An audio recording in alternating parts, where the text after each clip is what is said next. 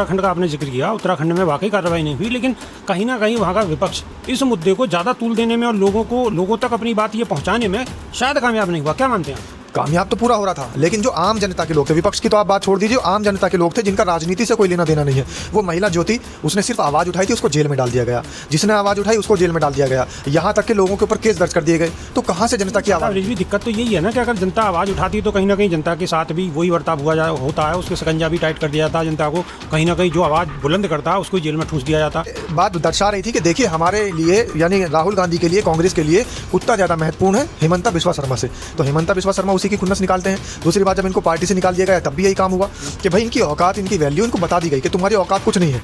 तुम अगर जिस तरीके की राजनीति, जिस तरीके की सोच लेकर के यहाँ पर आ रहे हो, कांग्रेस उसे बर्दाश्त नहीं करेगी। इनको बाहर का रास्ता दिखा दिया गया। उसी का ये नतीजा है कि कभी पवन खेड़ा को पवन पेड़ा बता देते हैं, कभी राहुल गांधी के खिलाफ सार्वजनिक तौर पर उनके व्यक्तिगत रूप से उनके बारे में टिप्पणी करते हैं, कभी सोनिया गांधी के बारे में व्यक्तिगत रूप से टिप्पणी करते हैं। लेकिन हेमंता बिस्वा शर्मा को इस बार पता लग जाएगा। नमस्कार, स्वागत है आपका। मेरा नाम है विपिन बेबाक, मेरे साथ पत्रकार शादाब रिजवी। धन्यवाद बेबाक जी। शादाब रिजवी, पवन खेड़ा को सुप्रीम कोर्ट से राहत मिल गई है, क्या कहेंगे? देखिए, जिस तरीके से पवन खेड़ा के खिलाफ केस हुआ था, सबसे पहली बात तो वो केस ही गलत है। और अगर पवन खेड़ा के खिलाफ केस हुआ तो फिर हेमंता बिस्वा शर्मा के खिलाफ क्यों नहीं दर्ज हुआ मामला? ये भी एक सवालिया निशान खड़ा कर रहा है, प्रश्न चिन्ह लगा रहा है न्यायिक प्रक्रिया पर। एक अगर व्यक्ति किसी के दोष को खोल देता है या किसी के दोष को जनता के सामने ला करके रख देता है, किसी का गलत कार्य वो लोगों के सामने ला करके रख देता है, तो वो दोषी हो जाता है। कहीं ना कहीं अदालतों की इन कार्रवाई पर भी संज्ञान लेने की ज़रूरत है कि बहुत सारे जजेस हमारे देश के वो सत्ताधारी पार्टी की गोद में बैठ करके फैसला सुना रहे हैं। हालांकि मैं बहुत सारे जजों पर सब पे सवाल नहीं उठा रहा हूँ, लेकिन कुछ जजेस ऐसे हैं जो सत्ताधारी पार्टी के साथ में मिल करके उल्टे सीधे फैसले सुना रहे हैं और कहीं ना कहीं सत्ताधारी पार्टी से फ़ायदा लेने के लिए ही लगातार बने रहते हैं। अब पवन खेड़ा के मामले में क्या हेमंता बिस्वा शर्मा की वाइफ के पास में पासपोर्ट नहीं थे? क्या उनके सबूत नहीं मिले? क्या हमारे देश की मीडिया ने एकदम से जाकर के दूसरी एम्बेसी को, दूसरे देश की एम्बेसी को एकदम से उनकी तरफ से बयान जारी कर दिया? क्या हमारे देश की मीडिया पर कार्रवाई नहीं होनी चाहिए थी? लेकिन कार्रवाई किस पर हो रही है? लेकिन इसके बाद में जब ये सवाल उठाए गए थे, उसके बाद में तो बिल्कुल शांति हो गई। कुछ भी पता नहीं है कि वाकई जो उन्होंने सवाल उठाए थे कि वाकई सच थे। और अगर सच थे तो कोई कार्रवाई तो होनी चाहिए ना, एक जनता में मैसेज तो जाना चाहिए। देखिए, जब चुनाव आया था तो हेमंता बिस्वा शर्मा ने उल्टे सीधे बयान भी दिए थे और उसी समय में कांग्रेस ने इनका चिट्ठा खोलने की कोशिश की थी। और चिट्ठा इसलिए खोलने की कोशिश की थी कि जनता के सामने इनकी सच्चाई आ जाए, कि जनता जिसको मुख्यमंत्री चुनना चाहती है, जनता जिनको वोट करना चाह रही है, कम से कम वो लोगों के बारे में, इन लोगों के बारे में वो जनता जान ले सच क्या है। तो कितने पासपोर्ट इनके पास थे, अवैध तरीके से इन्होंने नागरिकता ले रखी थी, वो सारा सच उजागर करने का खामियाजा पवन खेड़ा को भुगतना पड़ा। यहाँ तक कि जब पवन खेड़ा ने सारे सबूत पेश कर दिए तो ये सार्वजनिक तौर पर धमकी देते नजर आए और आप शब्दों का इस्तेमाल करते नजर आए।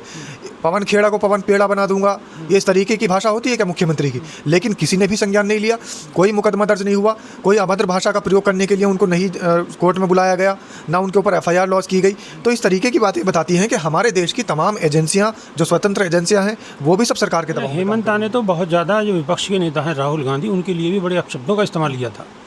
हेमंता बिस्वा शर्मा इसी की राजनीति की, जो इसके जो इर्द गिर्द राजनीति घूमती है, ओछी लोकप्रियता की, वही काम करते हैं। तो ये ओछी लोकप्रियता पाने के लिए कभी राहुल गांधी को निशाना बनाते हैं, कभी सोनिया गांधी को निशाना बनाते हैं, पवन खेड़ा को निशाना बनाया है। हालांकि खुद ये कांग्रेस का प्रोडक्ट है, लेकिन कांग्रेस से निकाल दिए जाने की वजह से और कांग्रेस से बेइज्जत करके निकाल दिए जाने की वजह से ये अपना गुस्सा निकालते हैं। एक कहावत है पुराने गांव देहात में, खिसियानी बिल्ली खंबा नोचे, तो इनकी हालत वैसी हो पड़ी। एक बिस्किट का और कोई किस्सा बताते हैं कि बिस्किट का क्या किस्सा, थोड़ा सा अगर आपको जानकारी है तो वो भी दर्शकों को बताइए। देखिए, इनकी जो हरकतें थी, इनकी जो आदत थी, राहुल गांधी बहुत पहले से पहचान चुके थे।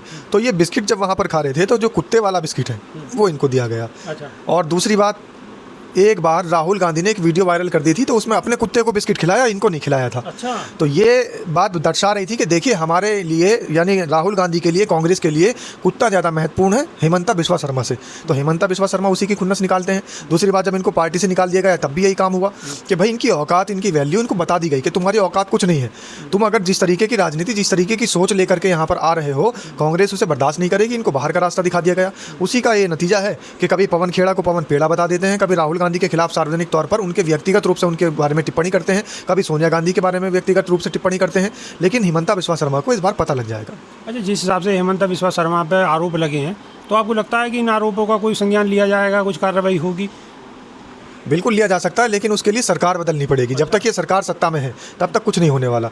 हिमंता बिस्वा शर्मा को तो छोड़िए, बड़े बड़े जो अपराधी हैं उन पर संज्ञान नहीं लिया जा रहा है। बड़े बड़े जो भगौड़े हैं हमारे देश के, जो हमारे देश की आम जनता की मिडिल क्लास की गाढ़ी कमाई लेकर के विदेश चले गए, उन पर संज्ञान नहीं लिया जा रहा है। हालांकि काला धन वापस लाने के लिए बहुत जोर शोर से बातचीत की गई थी, लेकिन हमारे देश का धन, जो सफ़ेद धन था, वो लेकर के यहाँ से बैंकों से विजय माल्या चले गए। कहाँ है उनका कुछ अता पता नहीं। मेहुल चौकसी कहाँ है, उनका अता पता नहीं। नीरव मोदी कहाँ है, उनका अता पता नहीं। बहुत सारे हमारे देश के ऐसे बिजनेसमैन जिनको सरकारी संरक्षण प्राप्त था और सरकार ने चुपके से उनको बैकडोर से निकाल दिया, देश से बाहर कर दिया, उनका भी अता पता नहीं। उनके ऊपर कोई कार्रवाई नहीं हो रही है सत्ता के रहते। तो मुख्यमंत्री पर कहाँ से कार्रवाई हो जाएगी? इस देश के जो बलात्कारी हैं, जो अपराधी हैं, उन पर कार्रवाई नहीं हो रही। आप देखिए कुलदीप सेंगर पर कहाँ कार्रवाई हो रही है। आप देखिए ब्रजभूषण शरण पर कहाँ कार्रवाई हो रही है। आप देखिए हाथरस कांड के हत्यारों पर कहाँ कार्रवाई हो रही है। आप देखिए उत्तराखंड की बेटी जो कहीं ना कहीं भारतीय जनता पार्टी के एक नेता की जिसमें भूमिका संदिग्ध नजर आ रही है, उस बेटी के आरोपी पर, उस बेटी के बलात्कारी पर कहाँ कार्रवाई हो रही है? अच्छा, ये उत्तराखंड का आपने जिक्र किया, उत्तराखंड में वाकई कार्रवाई नहीं हुई, लेकिन कहीं ना कहीं वहाँ का विपक्ष इस मुद्दे को ज़्यादा तूल देने में और लोगों तक अपनी बात ये पहुँचाने में शायद कामयाब नहीं हुआ। क्या मानते हैं आप? कामयाब तो पूरा हो रहा था, लेकिन जो आम जनता के लोग थे, विपक्ष की तो आप बात छोड़ दीजिए, आम जनता के लोग थे जिनका राजनीति से कोई लेना देना नहीं है। वो महिला ज्योति, उसने सिर्फ आवाज़ उठाई थी, उसको जेल में डाल दिया गया। जिसने आवाज़ उठाई उसको जेल में डाल दिया गया। यहाँ तक कि लोगों के ऊपर केस दर्ज कर दिए गए। तो कहाँ से जनता की आवाज़? भी दिक्कत तो यही है ना कि अगर जनता आवाज़ उठाती तो कहीं ना कहीं जनता के साथ भी वही बर्ताव होता है, उसके शिकंजा भी टाइट कर दिया जाता है। जनता को कहीं ना कहीं जो आवाज़ बुलंद करता है उसको जेल में ठूंस दिया जाता है। अब अगर उसका विपक्ष उस आदमी का साथ ना दे तो इस तरीके से तो ये हर जगह मनमानी इनकी चलती ही रहेगी। पश्चिम बंगाल का भी देखो फिलहाल में जिस तरीके से सरकार ने वहाँ एजेंसियों का दुरुपयोग किया गया है, सवालों के घेरे में, जग जाहिर है पूरी दुनिया देख रही है। और कहीं ना कहीं लोकतंत्र पर बिल्कुल ये सीधा सीधा हमला ही कह रहे हैं विपक्ष। तो देखिए विपक्ष किस किस का साथ देगा? आप देखिए सोनम वांगचुक को इन्होंने जेल में डाल दिया, विपक्ष ने तो साथ दिया। लेकिन इनके साथ में जो हमारा सरकारी तंत्र है, हमारा शासन प्रशासन है, हमारी जो जांच एजेंसियां हैं, हमारे देश की जो स्वतंत्र एजेंसियां हैं, हमारे देश का जो चुनाव आयोग है, हमारे देश का जो पुलिस प्रशासन है, IAS PCS लॉबी है, IPS लॉबी है, ब्यूरोक्रेट्स हैं, वो सब के सब सत्ताधारी पार्टी की गोद में बैठ गए हैं, या तो डर की वजह से या मजबूरीवश। तो वो लोग जब साथ हैं सरकार के, तो फिर विपक्ष भी कहाँ तक किसको बचाएगा? सोनम वांगचुक को बचाने के लिए विपक्ष ने पूरी कोशिश की, लेकिन नहीं बचा पाए, क्योंकि सत्ताधारी पार्टी के साथ में पूरा पुलिस प्रशासन है। साथ ही जिस तरीके से उत्तराखंड की बेटी का वो कांड हुआ, उसमें भी भारतीय जनता पार्टी के लोग शामिल थे, नेता शामिल थे।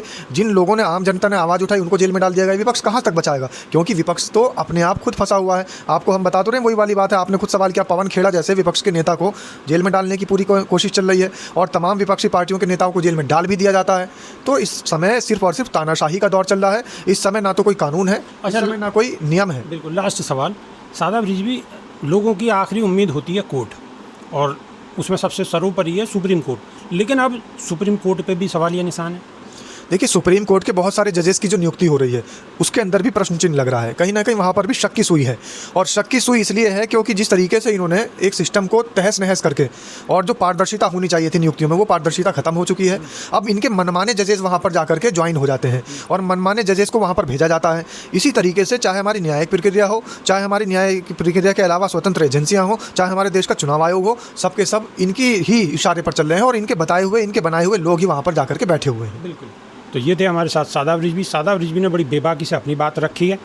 आप इनकी बातों को किस नज़रिए से देखते हैं, कमेंट के माध्यम से अपनी राय जरूर रखें। अभी के लिए सिर्फ इतना ही। बहुत बहुत शुक्रिया शादाब रिजवी। धन्यवाद। नमस्कार।